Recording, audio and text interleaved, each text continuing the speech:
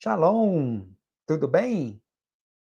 Que a paz do Senhor esteja com você, com sua família. Amém? Hoje nós vamos falar sobre uma parábola do reino.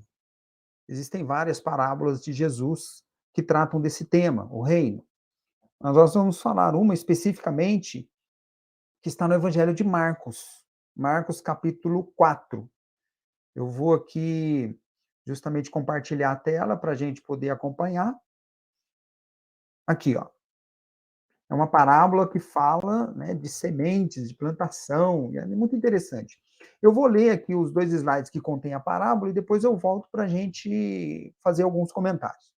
Marcos 4, versículos 26 em diante. E dizia: O reino de Deus é assim, como se um homem lançasse semente à terra, e dormisse, e se levantasse de noite ou de dia, e a semente brotasse e crescesse, não sabendo ele como. Porque a terra, por si mesma, frutifica.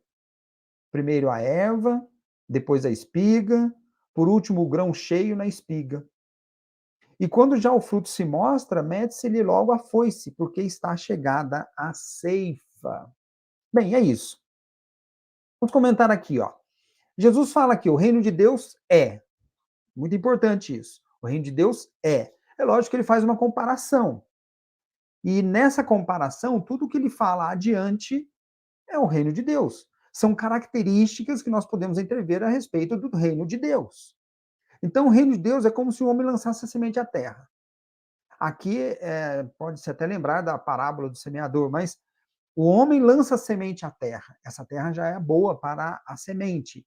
A semente pode ser a palavra de Deus, que é, por si, a semente do reino. A palavra de Deus é a semente do reino. E a terra, nesse momento, é justamente o coração do ser humano. Pode ser também no aspecto coletivo, uma igreja, a própria igreja, uma nação, um povo, o que quer que seja. Aqui é o local onde a semente vai ser lançada. A palavra de Deus vai ser plantada ali.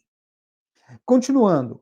E dormisse, se levantasse de noite ou de dia, e a semente brotasse e crescesse, não sabendo ele como. Olha que interessante. O homem lança a semente e vai dormir.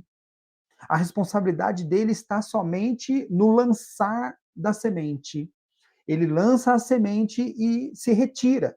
Essa é a única responsabilidade do ser humano.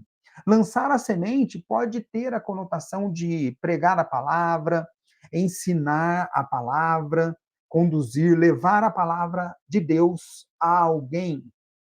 Isso é muito importante. Mas aqui é a responsabilidade do homem, é levar a palavra. Agora, é interessante observar que Jesus fala ali, ó, não sabendo ele como. Não, ele não sabe como a semente brota e cresce. Nós não estamos falando, obviamente, como hoje, de aspectos científicos. Mas aqui acontece, o que Jesus está deixando claro ali é que acontece algo de sobrenatural, algo espiritual, que o homem não vai saber explicar como acontece. A partir do momento que ele lança a palavra, a semente cresce. A palavra em si, ela vai fazer crescer o próprio reino, porque a semente é do reino, certo? Então aqui é algo de sobrenatural. Esse crescimento, ele não depende do homem. Como eu disse, a responsabilidade aqui do ser humano é apenas lançar a palavra, lançar a semente.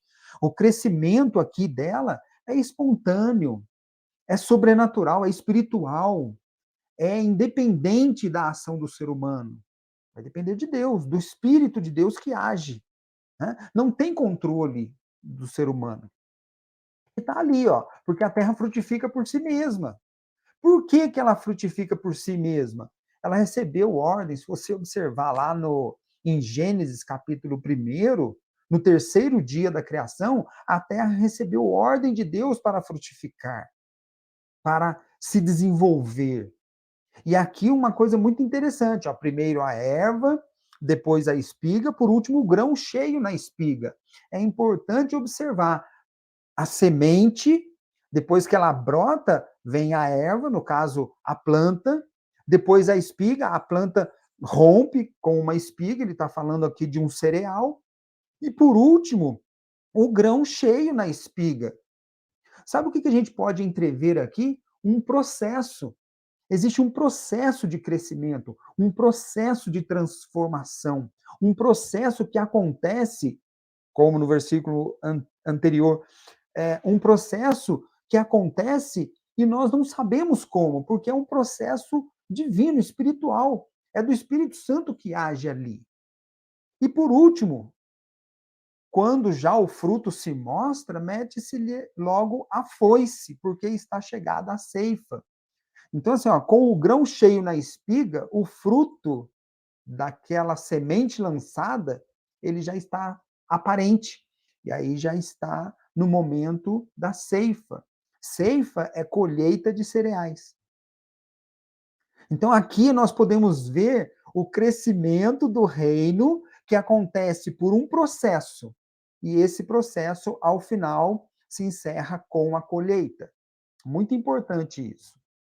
Nós podemos perceber o seguinte: tem o momento inicial, que é lançar a semente, e o final na colheita, que é, nós podemos chamar assim, a consolidação do reino. Porque a semente do reino sendo lançada, ela brota, cresce, transforma-se numa planta, da planta vem a espiga, e a espiga com os frutos, ela é colhida. Ali está o reino consolidado. Entre a semente, o lançar da semente e a consolidação do reino, há um processo. Isso é muito importante para a gente perceber o seguinte: tudo no reino de Deus se faz, acontece mediante um processo, se realiza mediante um processo. Nada acontece da noite para o dia. Nada acontece como num piscar de olhos, como um passe de mágica, nada. O reino de Deus, ele se concretiza, ele se consolida, e tudo no reino de Deus mediante um processo, desde a semente, que é lançada, passa pelo crescimento, um desenvolvimento, e até a consolidação.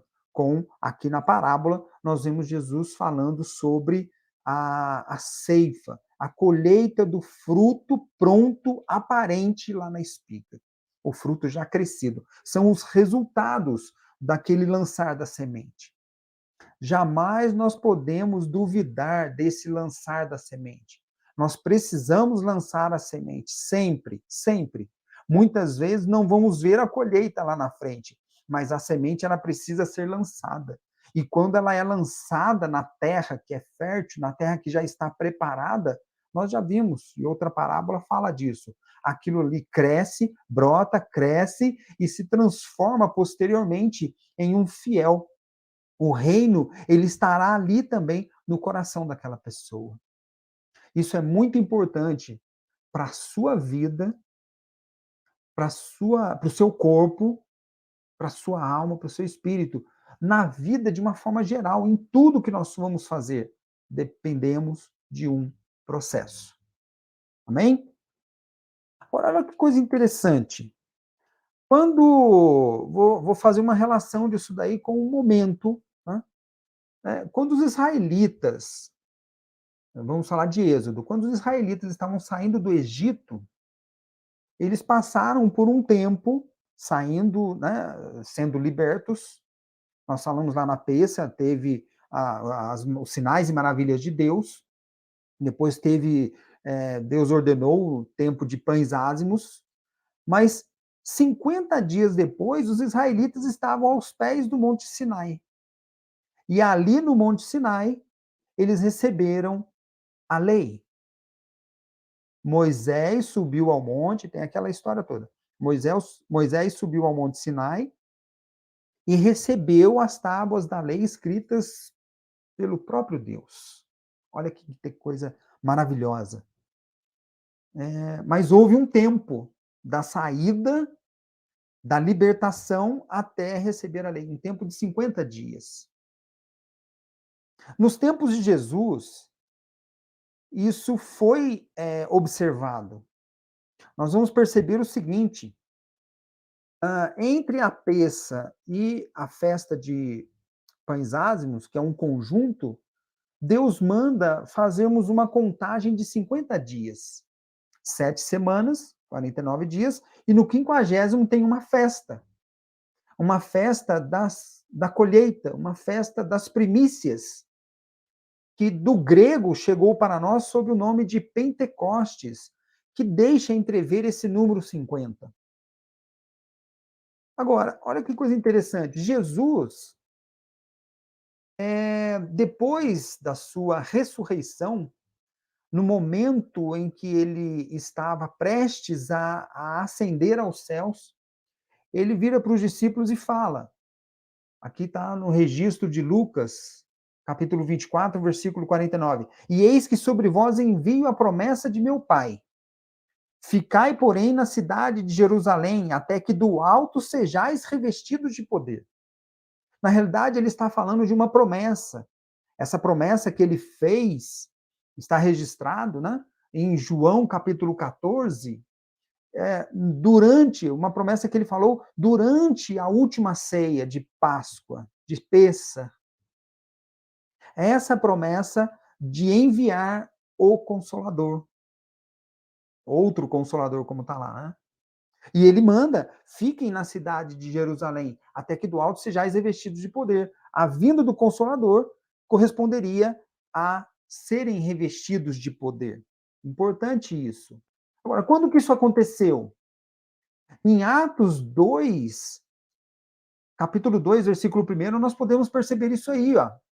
E cumprindo-se o dia de Pentecostes, estavam todos concordemente no mesmo lugar. Olha que coisa. Cumprindo-se o dia de Pentecostes. Às vezes a gente passa, vamos dizer assim, despercebido por uma palavrinha, mas é importante essa palavrinha cumprindo-se. O que ela quer dizer? Que o dia de Pentecostes foi cumprido. E o que é o dia de Pentecostes?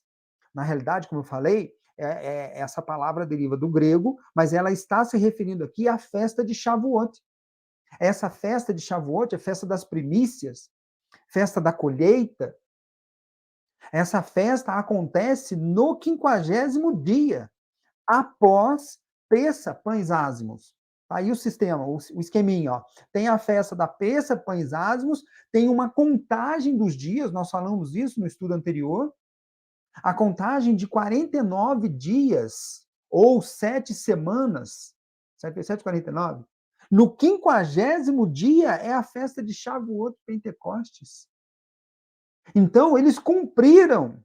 Se ali na Bíblia, Atos 2:1, está registrado que o dia de Pentecostes foi cumprido, a tradução aqui que eu peguei foi da Almeida Corrigida Fiel. Cumprindo-se o dia de Pentecostes. Logo, essa festa de Shavuot estava no 50º dia. Eles cumpriram esse 50º dia e cumpriram o dia também. A festa em si foi cumprida. Sabe o que a gente pode entrever aqui, ó, entre Pêssar e pães, perdão, entre Pêssar e Shavuot Pentecostes, Atos 2:1, ou seja, Pêssar, a última ceia de Cristo, a morte, a crucificação, dali até Pentecostes, 50 dias. Nós podemos ver um processo acontecendo ali. Algo aconteceu de forma sobrenatural, espiritual, divinamente inspirado, e nós não sabemos como, mas a gente tem algumas dicas que a própria Bíblia vai trazer. Isso nós vamos ver no próximo estudo. Amém? Que Deus abençoe você. Shalom. Fica com Deus.